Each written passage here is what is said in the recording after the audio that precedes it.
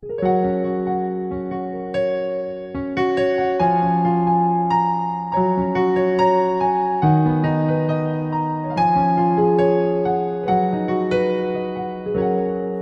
selamat pagi.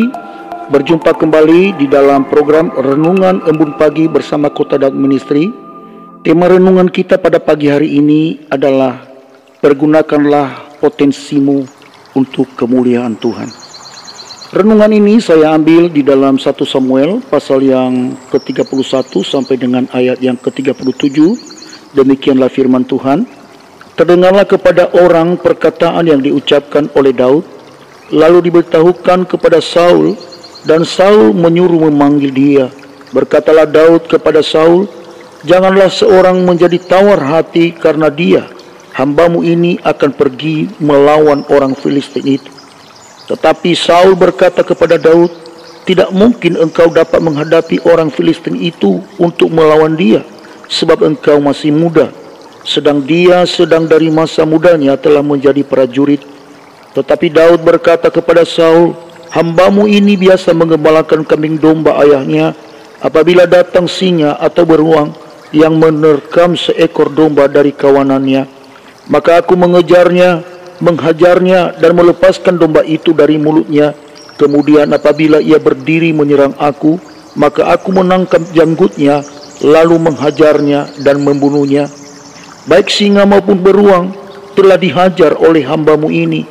Dan orang Filistin yang tidak bersunat itu, ia akan sama seperti salah satu daripada binatang itu, karena ia telah mencemooh barisan daripada Allah yang hidup. Pula kata Daud, Tuhan yang telah melepaskan aku dari cakar singa dan dari cakar beruang, dia juga yang melepaskan aku dari tangan orang Filistin itu. Kata Saul kepada Daud, pergilah, Tuhan menyertai engkau. Saudaraku sekalian, kalau kita lihat dialog antara Raja Saul dengan Daud ini, setelah ia mendengar dan melihatnya sendiri penderitaan yang dialami oleh bangsanya, dipermalukan, dicemooh oleh barisan orang Filistin yang tidak takut akan Tuhan. Bangsa Israel mengalami ketakutan karena mereka tidak sanggup untuk melawan Goliat yang gagah perkasa itu. Mereka putus asa karena mereka tidak punya daya untuk mengalahkan bangsa Filistin itu. Daud datang menghadap raja dan memberikan semangat kepada bangsanya sendiri dan berkata, janganlah seorang menjadi tawar hati karena dia, hambamu ini akan pergi melawan orang Filistin itu. Daud memberikan harapan, semangat kepada rakyat dan juga raja, supaya mereka tidak berlalu-lalu dalam ketakutan dan ketawaran hati. Karena ketakutan dan tawar hati tidak menyelesaikan persoalan. Daud berkata, hambamu ini pergi untuk melawan dia. Daud punya keberanian untuk melawan musuh. Dan keberanian Daud itu didasarkan dari beberapa hal. Yang pertama adalah karena Daud mencintai bangsanya sendiri. Ya, ia mencintai bangsanya sendiri.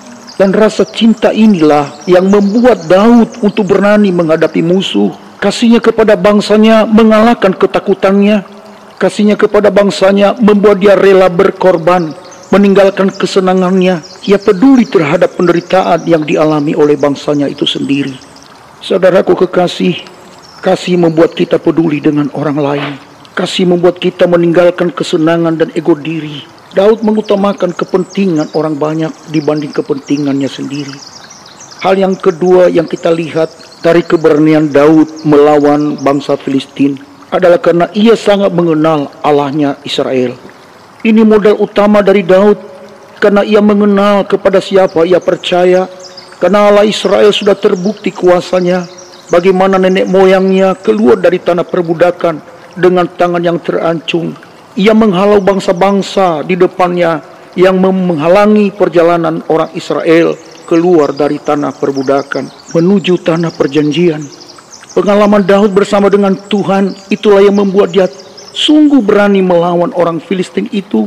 Dalam dialognya dengan Saul, dia berkata, Tuhan yang telah melepaskan aku dari cakar singa dan dari cakar beruang, dia juga akan melepaskan aku dari tangan orang Filistin itu. Di sini kita lihat Daud punya pengalaman pribadi dengan Tuhan. Saudaraku sekalian, pengalaman pribadi dengan Tuhan ini sangat penting di dalam kehidupan kerohanian kita. Bagaimana mungkin kita dapat bersaksi bahwa Tuhan kita dahsyat dan luar biasa tanpa kita mengalaminya sendiri tentang kuasa Tuhan. Daud mengalami kuasa Tuhan, bahwa Tuhan melepaskan dia dari cakram singa dan beruang. Ia mengalami kuasa Tuhan dan dia tahu bahwa Allah itu adalah Allah yang tidak pernah berubah. Kuasa dan kesetiaannya terhadap apa yang ia janjikan. Hal yang ketiga yang kita pelajari di sini adalah bahwa Daud mengenal potensinya. Saudaraku, sekalipun Saul meragukan kemampuan Daud yang berkata, tidak mungkin engkau dapat menghadapi orang Filistin itu untuk melawan dia, sebab engkau masih muda, sedang dia sejak dari masa mudanya telah menjadi prajurit. Daud tidak peduli dengan penilaian orang tentang dirinya, tentang kemampuannya, tetapi dia sangat mengerti potensi yang ada di dalam dirinya yang dipercayakan Tuhan. Sehingga Daud berkata, hambamu ini bisa menggembalakan kambing domba ayahnya. Apabila datang singa atau beruang yang menerkam seekor domba dari kawanannya, maka aku akan mengajarnya dan melepaskan domba itu dari mulutnya. Kemudian apabila ia berdiri menyerang aku, maka aku menangkap janggutnya, lalu menghajar dan membunuhnya. Saudaraku sekalian, setiap kita memiliki potensi yang dipercayakan Tuhan bagi kita.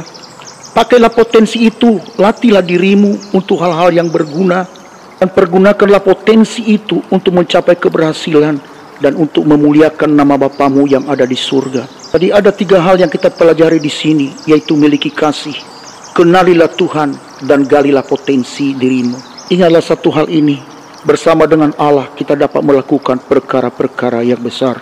Saya Pendeta Zaluhu di sini. Saya ucapkan selamat pagi, selamat beraktivitas.